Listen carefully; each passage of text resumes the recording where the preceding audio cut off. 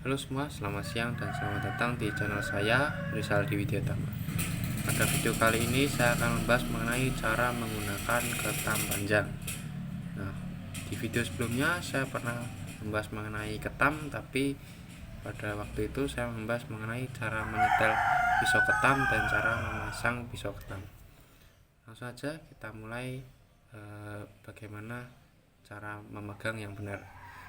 Nah, cara memegang yang benar yaitu yang pertama ini cara memegang handle ketam menggunakan kedua tangan dengan jari kelingking, jari manis dan jari tengah seperti ini.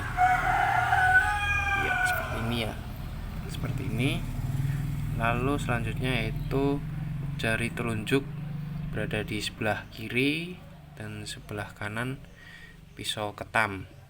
Nah, jari telunjuk ini berfungsi untuk penekanan ke bawah pada bagian depan. Selanjutnya yaitu ibu jari berada di belakang pisau ketam.